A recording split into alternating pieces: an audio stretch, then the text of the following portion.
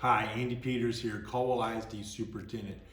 We missed everybody during the late winter break, the new week-long break we get due to the cold freeze. I like to call it Snowvid. I hope you got through it well and your family and your home and your properties are all getting back to normal. We're glad to have the kids back in school. You may have heard, you probably, if you're a parent, you got an email from me that we did have a situation this week with our junior high students hearing of a rumor, and the rumor got spread quite quickly throughout Thursday at Caldwell Junior High about a possible school violence situation. There was never a threat to the campus. It was children just talking and then overhearing other children talking, and that story just blew up and blew up as the day went on. We had a number of administrators, school resource officers, Burleson County Sheriff's Office, all involved in spending the whole day chasing those crazy rumors. We took those things very seriously. We look at every rumor, and we can't always communicate with you. You wouldn't want me to communicate with you. Every rumor, my principals have to chase down. But this one did get a little bit out of control. It spread throughout the campus and then onto the high school campus as well. I did send you an email if you're on our email listserv. And so you know that there was nothing to those rumors. It was just kid talk that expanded and got a lot of our children scared. And that always bothers me when students are concerned about being in school. I think the one thing that I learned the most about it, though, is that it took quite a long time for students to start reporting it to teachers and administrators.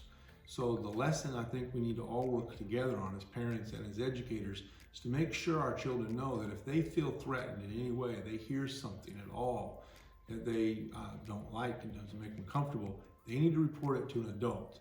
Just telling a rumor to another student isn't going to help solve the problem or resolve anything. They need to go to a teacher, they need to go to a school administrator, anyone that works in the school system, and we can get things taken care of very quickly. I know as the day went on, the older kids did that. As older kids heard the rumors, they went to their teachers, and their teachers notified the high school administration. And so let's work together on communicating that. If your child doesn't feel comfortable about anything, if there's a bullying situation, if there's theft going on in school, if there's just rumors of whatever, we also have our Stay Alert website.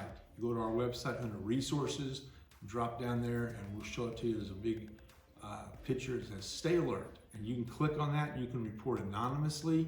But when you do report, or you or your child, please make sure you give us as much detail as possible so that we can chase down those rumors. And that was a big challenge that we had.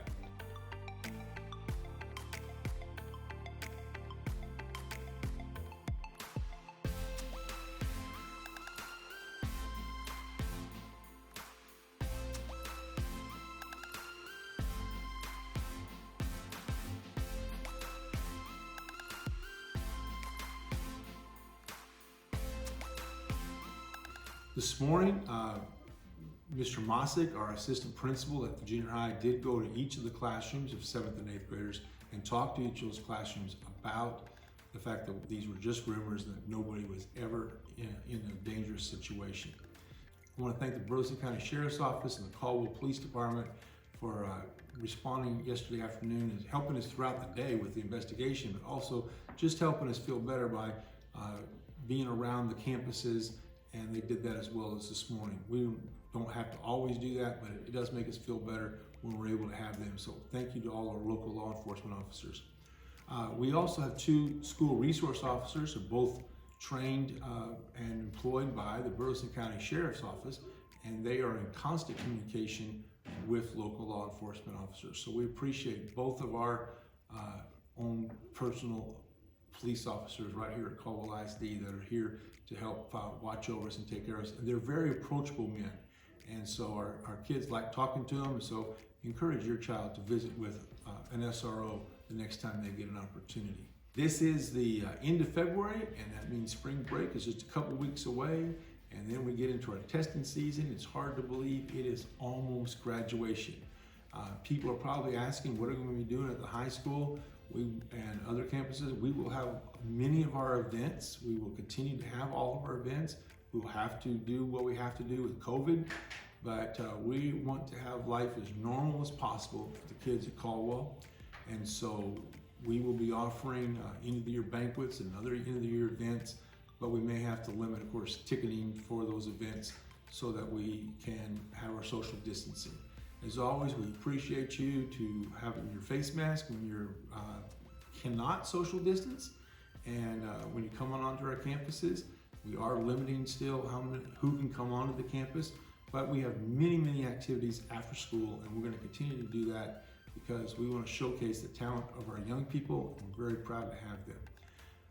Lots going on this weekend. Little Dribblers last weekend. There's going to be a lot of events going on at the two gyms that have the Little Dribblers events.